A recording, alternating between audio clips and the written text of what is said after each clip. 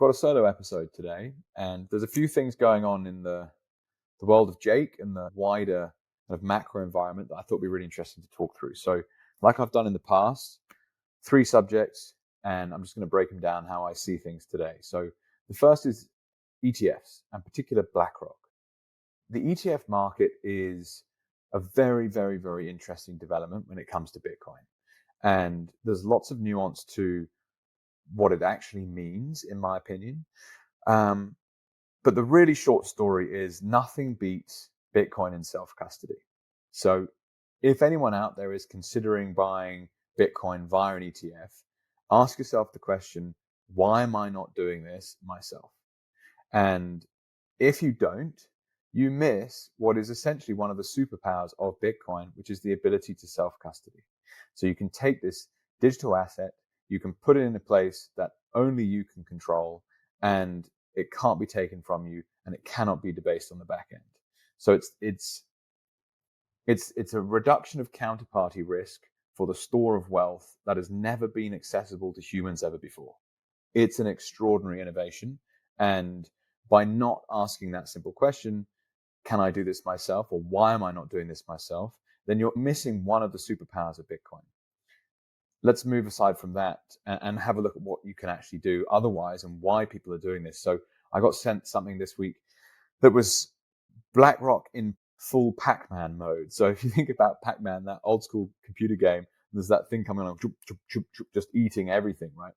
The BlackRock Bitcoin ETF called IBIT had inflows, which is basically capital coming into this ETF, of $800 million in a day. And the tweet had maybe 20 different dates, and it was, because it all has to be transparent, right? So exactly how many dollars are coming in and how many Bitcoin are being matched against that. And BlackRock take a fee for essentially what's like a securitization process on top of Bitcoin. And due to the regulatory environment for a lot of investors and the funds that they run, whether they be high net wealths, whether they be insurance or pension funds, hedge funds even, they've taken money from people and they've been given a remit to invest it in a certain way and in certain things. And so a lot of these people, and this is why you hear the phrase like the retail market has been able to front run Wall Street. What that means is that there's a whole community of funds under management out there, professionally managed in regulated environments, that actually stops them from buying Bitcoin in self-custody. And it's hilarious in some ways. Like I personally, Jake, I have front run Wall Street. And it's not just Wall Street, right? It's the city of London, it's Frankfurt, it's Sydney, it's Tokyo. It's all these massive financial hubs that literally have regulated themselves out of owning Bitcoin in self-custody. So when you see the inflow stat, it's like, wow, this is dollars coming from somewhere, other assets, presumably, and coming into Bitcoin. This is additional demand. Now, what I'm very dubious of is the counterparty risk. So if you own an ETF, you pay dollars for it, and you've got Bitcoin exposure. Great. So for a lot of these fund managers or financial advisors that weren't previously able to get access to Bitcoin for their customers, they can now do it. And we're now May of 2025. A lot of these products first came out very beginning of last year. And in some ways, like the Bitcoin price last year reflected that, right? All this additional demand that flew into Bitcoin. And we saw all-time highs last year much quicker than we expected. You're like, whoa, that was fast. But what's happening now is it's just more money coming, right? More money coming. And as of right now, we're sitting at circa 110,000 US dollars a Bitcoin.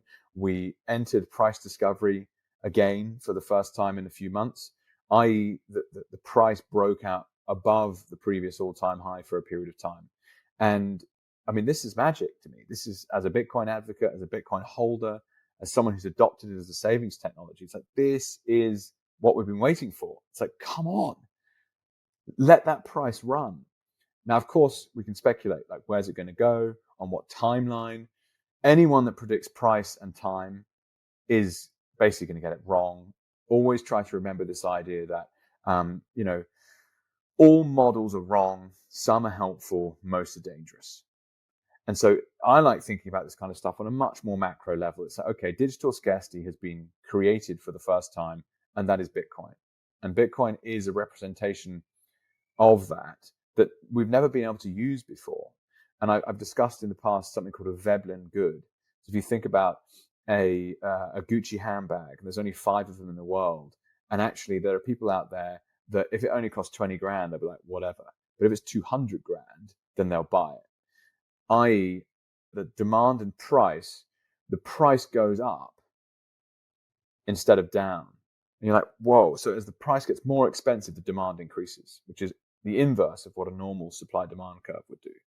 And Bitcoin's the same, right? So at $110,000, the same demand, you're seeing these inflows into BlackRock coming through. And it's like, well, there's no more Bitcoin, right? The supply is capped. They cannot increase that. And so for the first time ever, you're getting this scarce asset matching inbound demand. And of course, the price action is to the upside. It's very simple. There's no more supply, and therefore price goes up. But what I think will start to happen, and you see that the big asset managers talk about this kind of stuff. It's like, yeah, Bitcoin's a $2 trillion asset, but the bond market is hundreds of trillion. So they can actually shift in size through the bond market. You just can't physically do it in Bitcoin because it's too small. So there's all this money sitting out there that's going, okay, I currently own a bond. It's got a fixed yield for a 10-year period.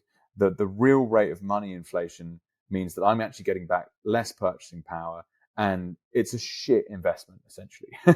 It's like, why would you give someone your money, get paid for it over a period of time in which they can print more of the bits of money you're getting paid in?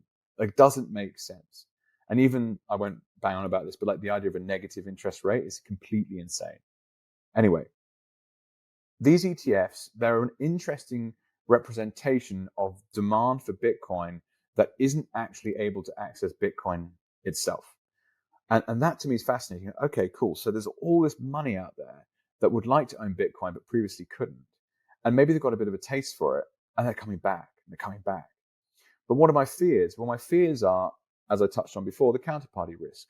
Like, what happens when those dollars that were paid for all the Bitcoin, there might be some kind of government overreach, right? And this happened before in the 1930s in the US. Like, gold was confiscated by the government, and you had to hand your gold in. Anyone out there that tells you, oh, they'll never impound all the Bitcoin that BlackRock have, like, it's happened before, and it will happen again at some point. So would that be a nice situation to be in? Imagine you've gone and put a load of money into Bitcoin, but you did it via an ETF, via your financial advisor, and suddenly you've made all these amazing gains in dollar terms, but it's like, oh, well, I want my Bitcoin now. They're like, sorry, guys, we've actually got a government mandate here, and we're going to pay you out in dollars for all the Bitcoin that you own. So you'll get the dollar return, but we're actually going to keep that Bitcoin. And they just printed more dollars than you can physically ever imagine. So they get it for free. For a period of time, they're going to scoop up the scarcest asset that's ever existed. And then you're left with dollars that buy less shit in 2 days' time, 4 days' time, 6 days' time, 6 months' time. So I'll come back to where I was at the start, which was, if you're thinking about getting exposure to Bitcoin through an ETF, ask yourself, why can't I do this myself? And if you don't have a good answer for that, then you really need to think about how to study and self-custody Bitcoin better. I've done it myself. Yes, there are hours of research. Yes, there are times you're like, ooh, I hope I haven't got that wrong.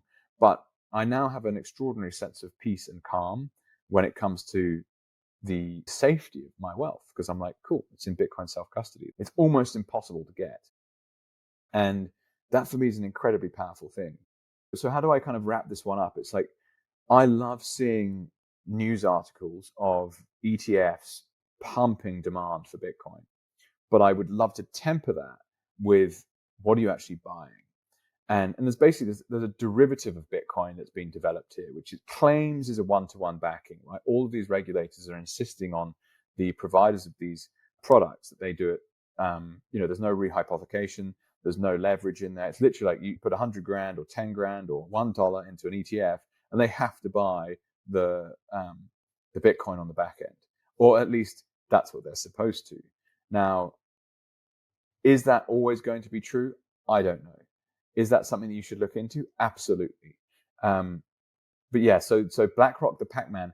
I think a final point here that's important to mention is the headline will be BlackRock accumulates Bitcoin. And in some ways that's true. But it's not BlackRock with their own balance sheet saying, we want to buy lots of Bitcoin. It's BlackRock with a financial product that is helping other people access Bitcoin. So I mentioned that real headline grabbing number, over $800 million of IBIT was secured in a single day. It's like, whoa, but that's not BlackRock's money. That's actually other people making the decision to use BlackRock's product.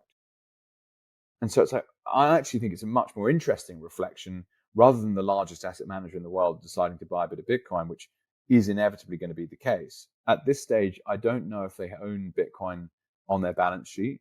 They're obviously making money from having a Bitcoin product, and the IBIT is the most successful, or the Bitcoin ETFs. I don't want to misquote this. I certainly read that the Bitcoin ETFs are the most successful financial products ever created. Isn't that insane? And that's alongside the fact you could just own it in self-custody. So you could argue, I think, that Bitcoin is the most important innovation in investment, finance, and money ever. So yeah, let that one percolate. And yeah, anyway, the point I'm trying to make here is that as you see inflows into the BlackRock ETF, it's really a representation of demand from the wider investment market. So, okay, what's really going on here? And that's where it's important to zoom out. Okay. Let's say Bitcoin is a roughly $2 trillion market today. Total global assets are roughly 900 trillion. So, wow. Well, Bitcoin's not even 1% of the market. That's absolutely wild, right? If we get to $9 trillion of Bitcoin value, then suddenly you're at 1% of global assets. So, okay, well, if Bitcoin is faster, stronger, cheaper, i.e. like from a technological play, it will outcompete the status quo. And you try and compare, you say, okay, look, gold is roughly a $25 trillion market right now. Gold is very good at holding value across time. And putting aside all the gold suppression pricing that happens due to the ability of central banks to use like very gray partners in different parts of the world to basically short sell gold. Larry Lepard's a really interesting person to listen to talk about that, the gold market experts all over this. But what Bitcoin is much better than gold at is sending value across space. So imagine you're sending gold from Tokyo to New York, or you're sending gold from Sydney to London.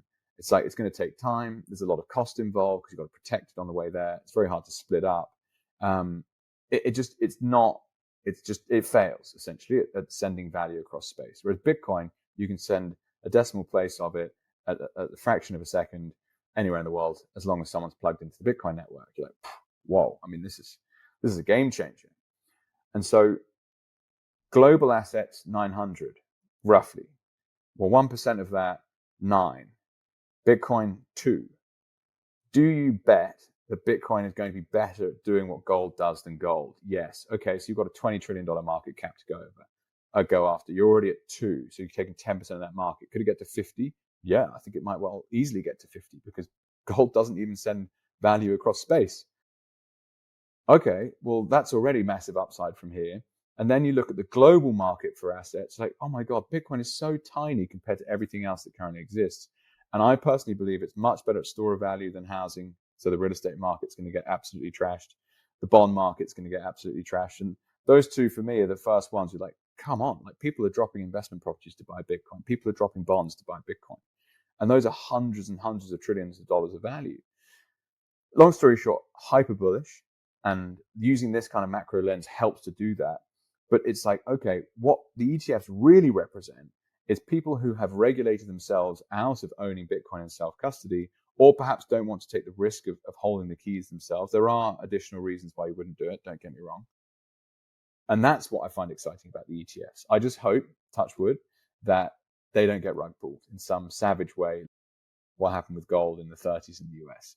Because, you might make 4x, 3x your money, who knows, and you want to get it out. So, well, actually, we'll give you dollars back. I don't want dollars. I want the Bitcoin. And then it might just break in a kind of spectacular way. Anyway, I'll leave that there. And yeah, just self-custody your Bitcoin. Simple. Okay, topic number 2, Nostr. I recently had Daniel, aka BTC Gandalf on the podcast, and it's really got me thinking about what do I personally want to do. And if you haven't listened to the episode, it is literally the episode before this recording. So go back and have a listen if you've got time. And like, great guy, great story, amazing progress. And it's like, what do you do if you've figured out a bunch of skills to monetize them for yourself? And his product, You Are the Monopoly, is a really nice take on how effective a personal brand can be at basically supercharging whatever business it is you're involved in. Digital leverage is another good way of thinking about it. And I posed the question to him about, okay, well, what about platform risk? And he's got, whatever it is, 100,000 Twitter followers or something. It's taken many years and countless hours to build the audience, but it could be switched off tomorrow. And his reaction was very interesting. That he's like, well, number one, I could just do it all over again. And what I love about that is unbelievably good recognition of the value of intellectual capital. Like, when you learn something, it's the knowledge itself that then drives the financial returns.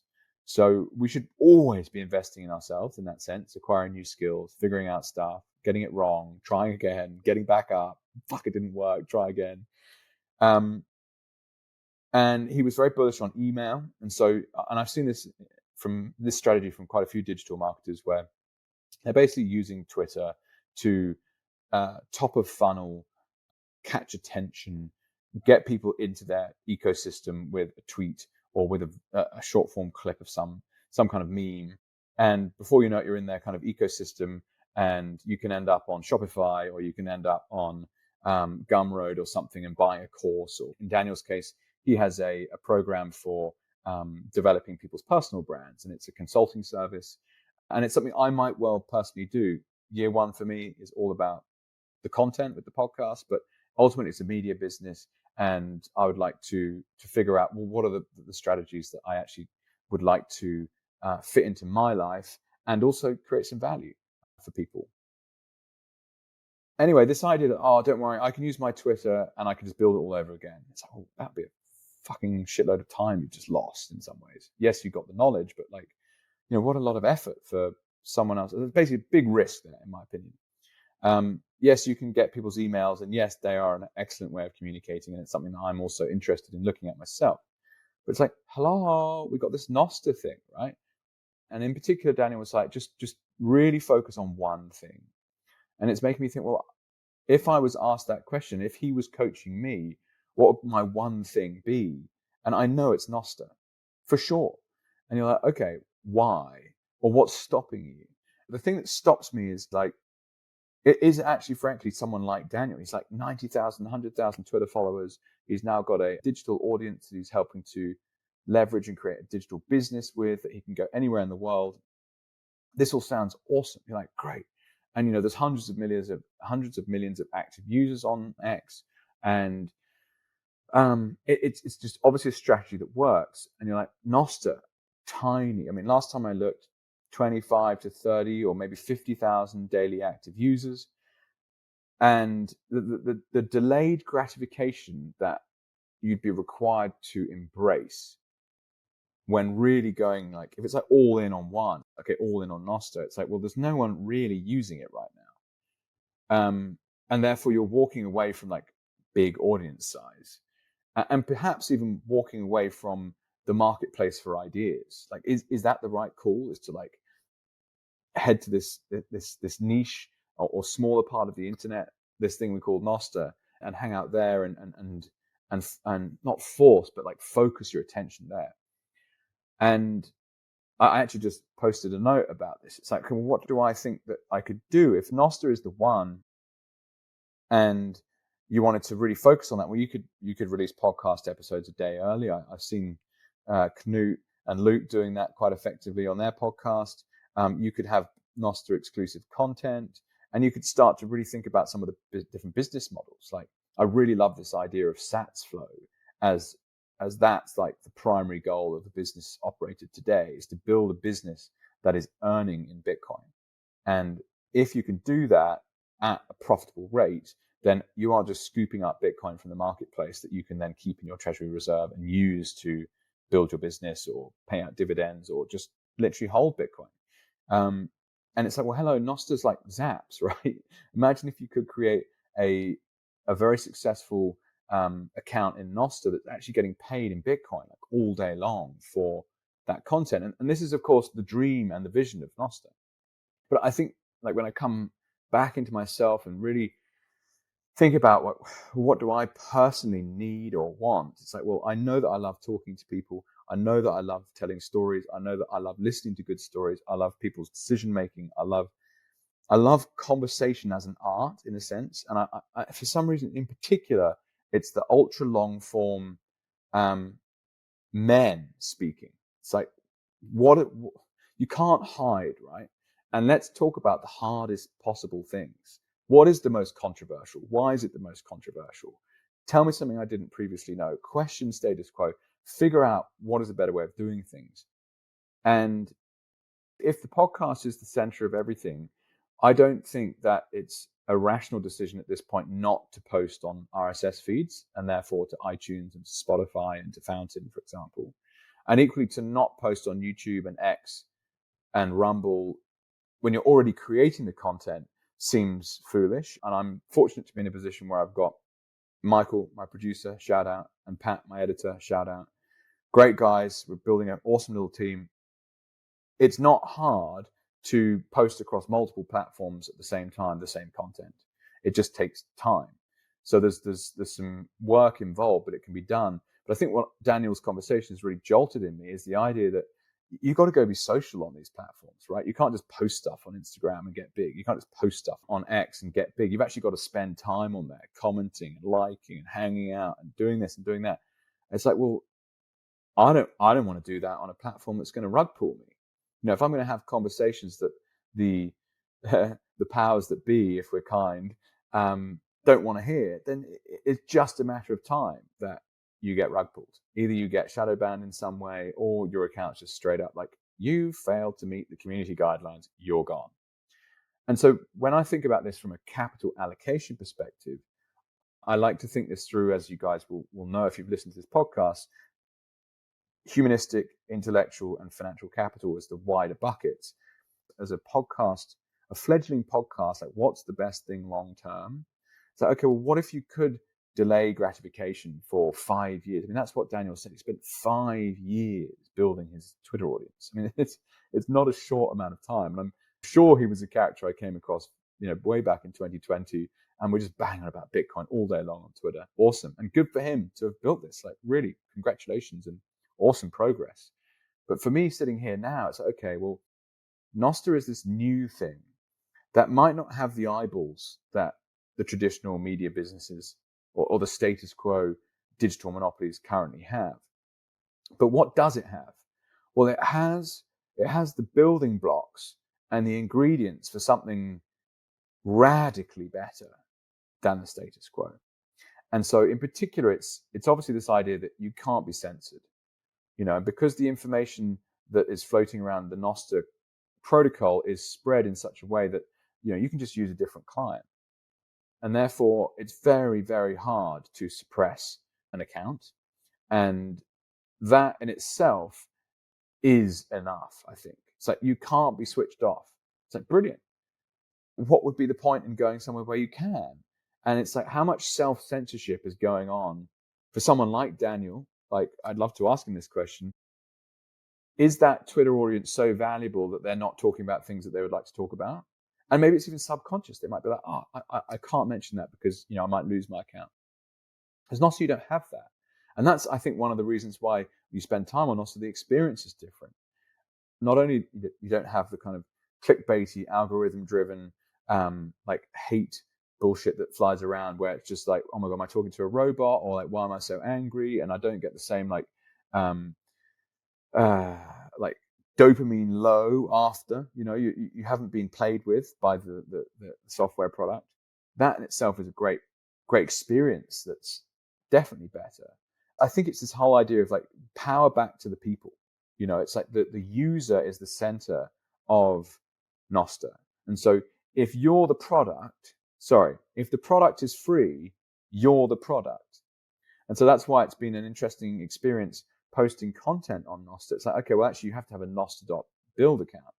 And, shout out to Fishcake for doing that. And hopefully we can get some analytics and stuff going. And I've given him feedback as to, I don't even know actually at this point, as to how they might improve their product.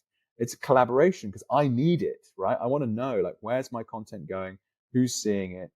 But equally, the data set that they give back isn't the same because they don't know necessarily the location of a Nostr account. They don't necessarily know the age. There's a lot. It's different, but you can still see how much attention did your content get. And that is ultimately what I might sell if I was to do an advertising contract. I'm not sure I'm going to go in that direction because I think I like the idea of developing my own products that are specific to the audience rather than attaching myself to brands that, ultimately, a brand can go and do what the hell they want. You'd want to work with partners that you trust in them as business leaders. And maybe those people are out there. I haven't even really explored that yet as a monetization process. I wanted to just really focus on a year of creating content. But yeah, so long story short, it's like, okay, well, if I had to go all in on any of these things, it's so obvious to me you go all in on Nostr. Let's do it. Because actually I have built a position of strength where, well, financially, I don't have to get a return today. I don't have to go out and sell a course for $1,000. I don't have to go out and do one-on-one coaching for 10 grand.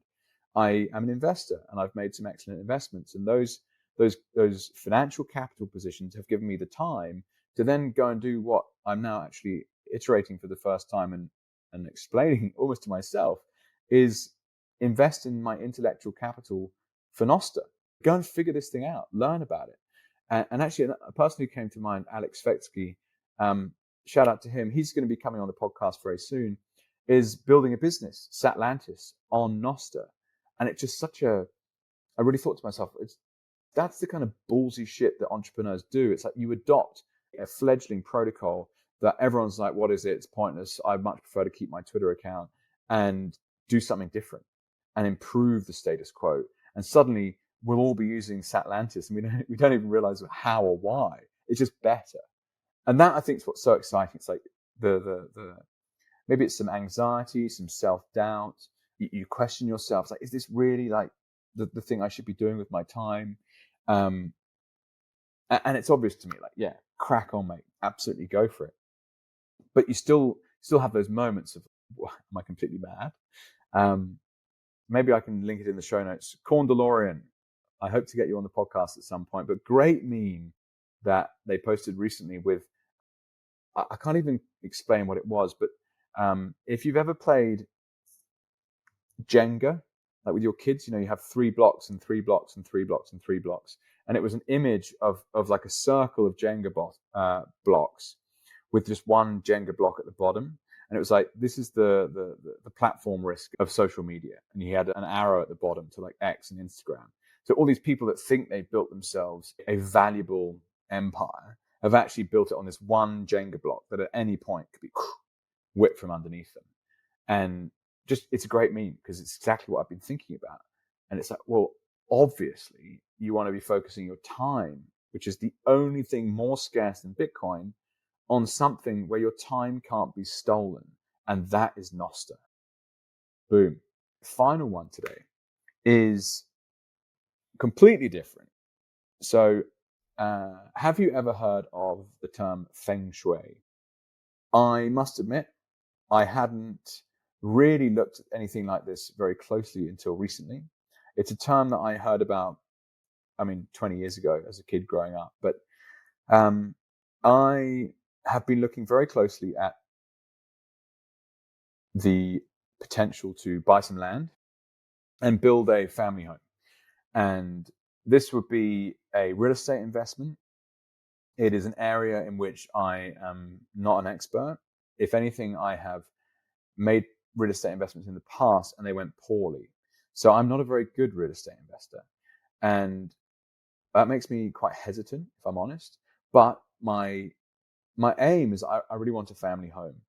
And so I'm trying to figure out different ways of skinning the cat. It's like, how do you do this the most effective way? How do you not sell your Bitcoin, essentially? It's like you want to keep as much equity in Bitcoin as you possibly can. But then equally, like, when are you getting greedy? If it's gone up by multiples, like, it makes some sense, in my opinion, to, actually buy the things that you need in life. Like, that's what Bitcoin is at the end of the day. Anyway, I've been searching for bits of land, and this one came up, and just unbelievable view, like unbelievable. Plus a short drive time to the local town where I live. So it ticked my wife's box of like not being too far out of town, and it ticked my box of like I'd love to have an epic view. And my friend sent it to me, and I immediately was like, "Oh, this is the one. This is the one. I know it's the one." And I hooked up a viewing, went there with the agents, took the whole family there, and I mean, the view did not let down. It was unbelievable. But what was interesting was what happened after that. So shout out to Jason Parks, my mentor, who took a look at the property listing with me and was like, "Jake, can I offer you another perspective on this?" I was like, "Absolutely, yes, please." And I've been saying like how I was quite surprised at how steep the cliff was in front of the house.